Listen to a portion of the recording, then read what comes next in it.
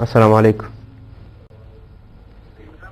وعلیکم السلام علیکم مولوی صاحب. زاهد الله یم د روزګان ولایت نه. څوک یې؟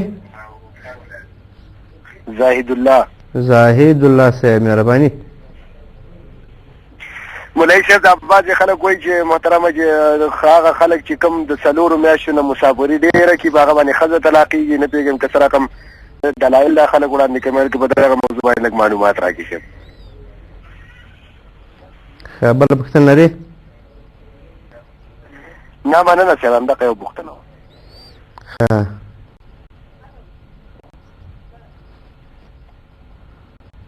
ښه مننه عزتمن شي. خیر شي زاهد صاحب. ښه نو راځو بېرته هماغه مخکینۍ پوښتنې ته. نو فهل على المرأة غسل اذا احتلمت. رسول پاک صلی الله علیه وسلم نه مثل مرض ته پوښتنه وکړي چې آیا په هغې ښځې باندې هم غسل شته چې د هغې احتلام وشي؟ نو رسول پاک صلی الله علیه وسلم ورته ویلي چې نعم اذا رأت الماء چې کله هغوی اوبه وویني، یعنې هغه اوبه چې د احترام په وخت کې له نارینه یا ښځینه نه. نو لنډه ځواب مو درکړو. نورې پوښتنې مو چې رالېږلي وروره هغه د موږ د ټولنې د ادبي کړنو له وجې نه او د ادبي حیا له مخې نه هغه. نو تا ته به انشاءالله موږ په برېښنالیک کې ځواب درکړو. السلام علیکم ورحمة الله وبرکاته. شکر. څوک له کوم ځای؟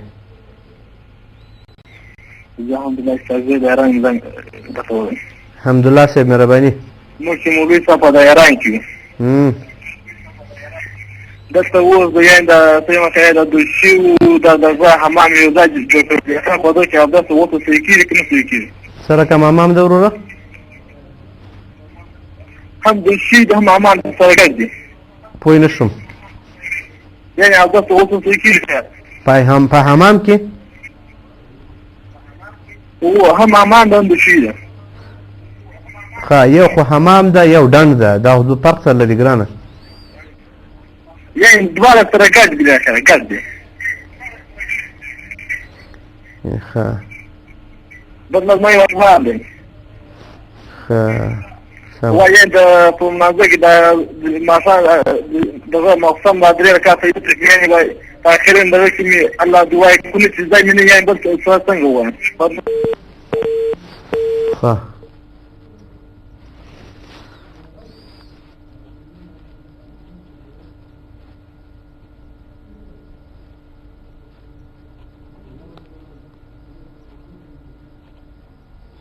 ښه دا پوښتنه به هم راواخلو. السلام علیکم ورحمة الله وبرکاته. مولوي صاحب اسدالله یم دوه ټکټه چې پاته شوه ما درتلل. وایه اسدالله خانه. دغه نو دم د پلار په کور نه که تر اوسه لا واده نه ده کړی. نو دا څنګه کېږي؟ ښه سمه ده. صحیح معلومات راکړه په مخه یې ښه. اسدالله صاحب چې له ایران دي اړیکه نیولې که څلور وروڼه دي یو پکې مړ شي لکه تا اوس اخر کې ویلې چې په واده مشکل نشته وروره بل ورور یې واده کولی شي. خو یو خو دې موږ تاسې د پښتنو دود او دستور ده او یو د قرآن کریم اصول دي. نو دا مختاره ده که کولی شوی کوي او که نه کولی بیا زور څوک نشي ورسره کولی. په کراهت سره یې څوک نشي کولی. او د موږ تاسې پښتنو کې بیا دا رواج څکی ده د موږ ناموس ده پلانکی ده بیسانکی ده. او کله کله داسې چې هغه کور هغه خلک یو چا ته چې ورکړي وي هغه وفات شي نو هغه کې څه جوهر موجود وي د هغه بلې چې پاتې شي دا بیا پوډري ماما یا چرسي صاحب یا بل بلا یې ترېنه جوړوي. د دې که ورکوي یو غم ده او که نه ورکوي بیا راوړي. نو هغه مختاره ده که خوښه یې کولی شي ورسره که خوښه یې نه په زور څوک نکاح نه شي ورسره کولی. السلام علیکم. مهرباني.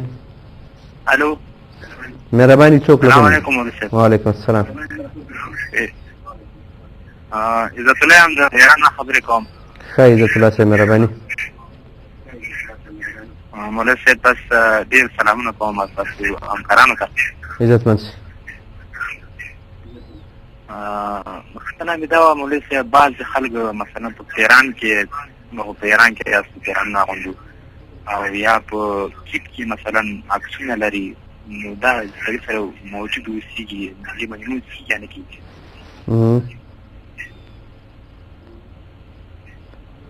او بس دغه پوښتنه مې لرله، نور د خدای ستاسو. په مخه دې ښه.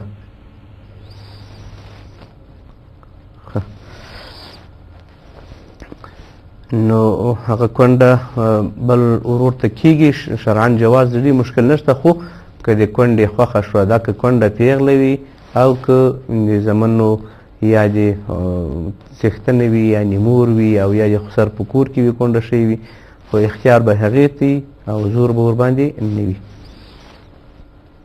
السلام علیکم. السلام علیکم مولوی. وعلیکم السلام. څوک له کوم ځای؟ خان الله یم د ایران. خان الله صاحب مهرباني. مولوی صاحب دلته د ایران کې چې دي دا خو شافعي مذهب دي، د سنیان دي. زه جمعې ورځ لاړم لمونځ مې کاوه، پسې دا مولوي چې مې ملا چې مې لیده مثلا منبر کې ولاړ وو، واعظ نصیحت مثلا خطبه ویلې او ښه لنګوټی هم په سر تړلی و، مثلا هغه مو د عربي کالي هم اغوستي، ورپسې خلاصه جمعې مونځ مو کړه.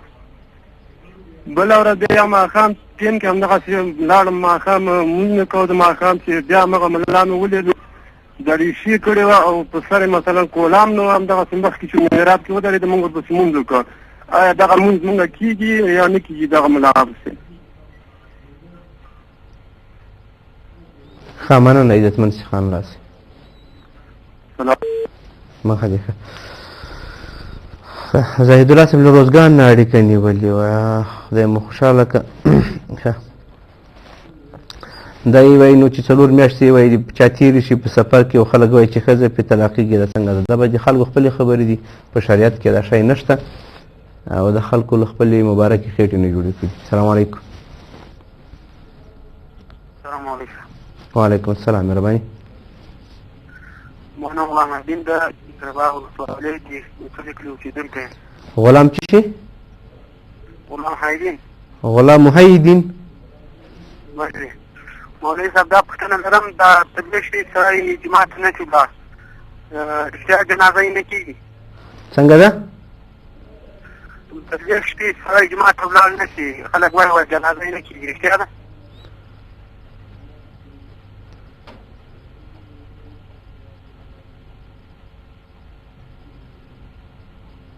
خبر وي. وایه مې بله پوښتنه لرې؟ او بله پوښتنه لرم چې دغه ماخستن 3 رکعته وتر واجب شي، په دغو کې دا لول هم د چا نه زده، اللهم ربنا ویلی شوی؟ ښه بله پوښتنه لرې؟ نوره پوښتنه نه لرم. ملا صاحب مننه، او په غزني کې مې کاکا دغه خپرونه بولي، هغې ته مې ډېر ډېر سلامونه ورکړي. بس که کاکا دې ورته ناست وي به یې ویلي. صحیح. السلام علیکم.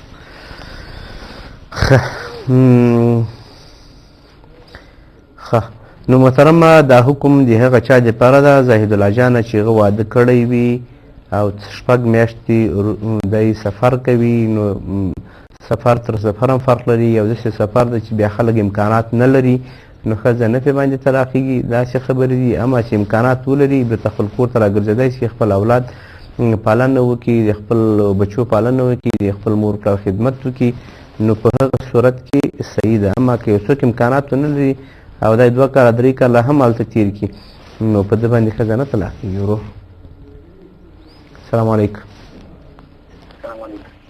السلام علیکم. وعلیکم السلام.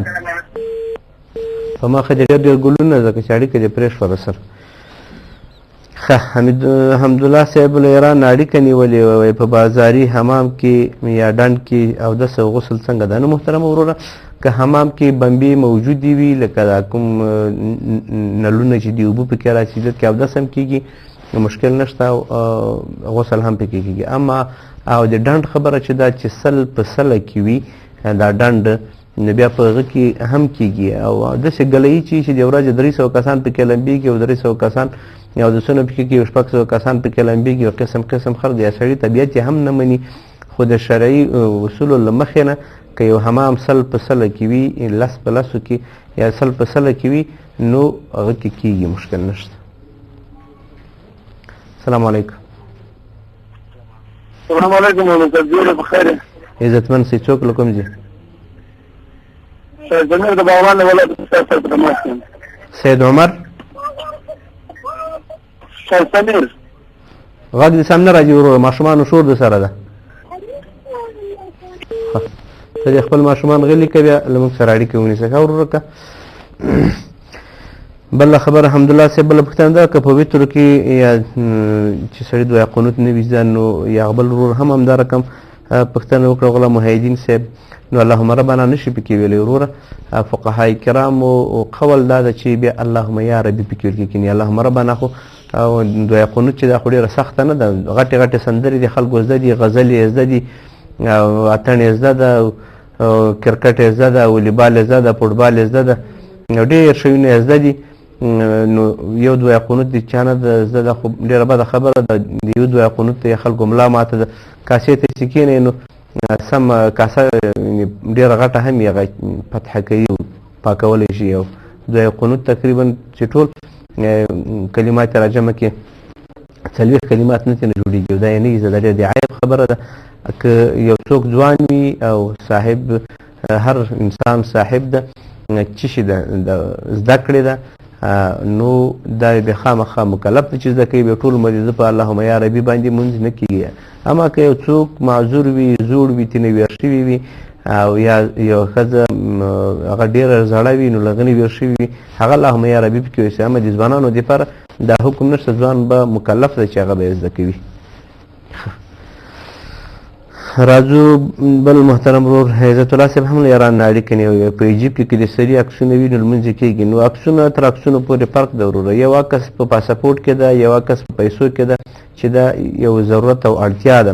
او اما دغه عکسونه چې د سړي په جیب کې وي چې دغه جګې نرۍ دي او دغه ټیټې دي او هندۍ دي او ایرانۍ دي او ترکۍ دي وغیره وغیره، د بې ضرورت عکسونه یې سړي په جیب کې دي سره بیا مونځ طبعا خبره ده چې نه کېږي. او دا نن سبا تلیفونونه چې چا په جیب کې دي صحیح ده، ډېر ملایان به ورته وایي چې دا عکس نه ده، تصویر نه ده، بلکې زل ده، سوری ده.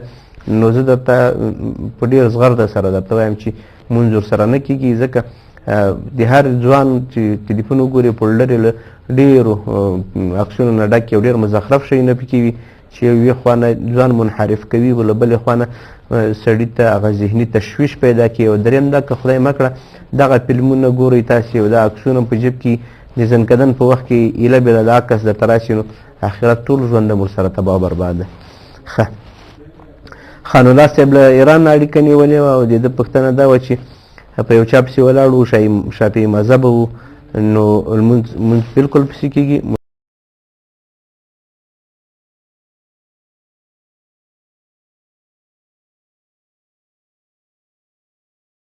چې د مذاهبو په منځ کې د ائمو په منځ کې چې کوم اختلاف د هغه اختلاف نه هدف دا نه ده چې هغه اختلاف دې په منځ کې چې دغه دښمني د هغه اختلاف نه ده، بلکې له دې اختلاف نه اختلاف د نظر مراد ده. نو هدف پکې د ټولو یو دین ده او د ټولو اشاعت پکې هدف ده او د قرآن او حدیث نه ټولو استنباط او اجتهاد کړی ده. او